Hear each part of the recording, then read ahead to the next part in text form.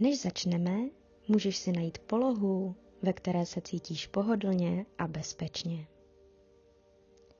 Tenhle čas je jen pro tebe. Nemusíš nic řešit, nikam spěchat, nic zvládat.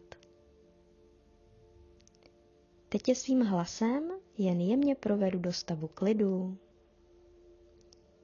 do prostoru, kde se tělo může uvolnit a mysl může pomalu zpomalit. Pokud usneš dřív, je to v pořádku.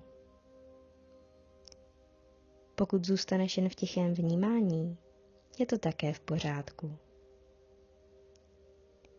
Teď už se můžeš jen zaposlouchat a dovolit si odpočívat.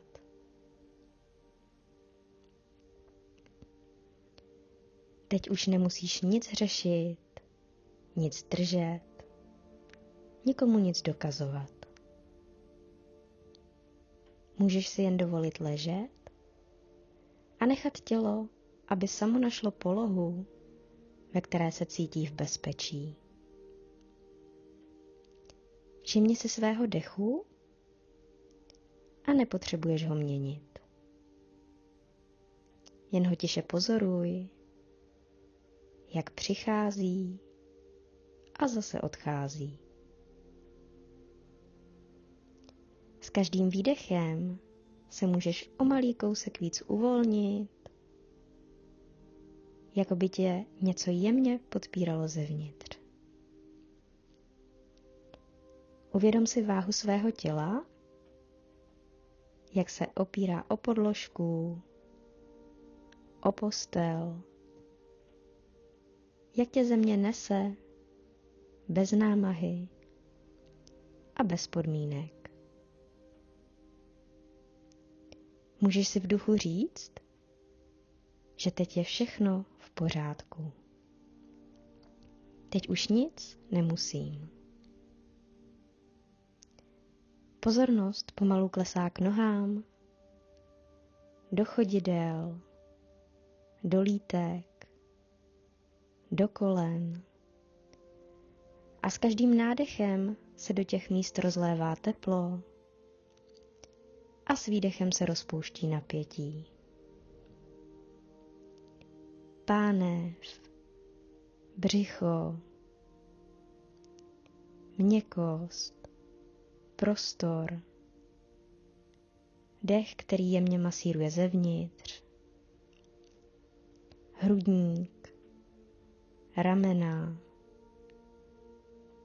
Možná si všimneš, jak ramena sama o kousek klesnou, jako by už nemusela nést žádnou zátěž. Paže, dlaně, prsty, nic nedrží, nikam se nechystají, můžou jen být. Krk, šíje, hlava, čelo se vyhlazuje, čelist se uvolňuje a jazyk volně spočívá v ústech. Celé tělo teď může odpočívat, jako v prostoru, kde je jen ticho a nic tě neruší. Pokud se objeví myšlenky, nemusíš s nimi bojovat. Můžeš je nechat projít jako mraky, které se pomalu rozpouští na obloze. Tvůj nervový systém teď dostává zprávu. Je bezpečno, můžeš zpomalit, můžeš odpočívat. A s každým dalším dechem se můžeš ponořit o kousek víc do klidu, do těžkosti, do příjemné prázdnoty mezi myšlenkami. Nic víc teď není potřeba, jen být a nechat se unášet směrem ke spánku, přirozeně, bez snahy a bez spěchu.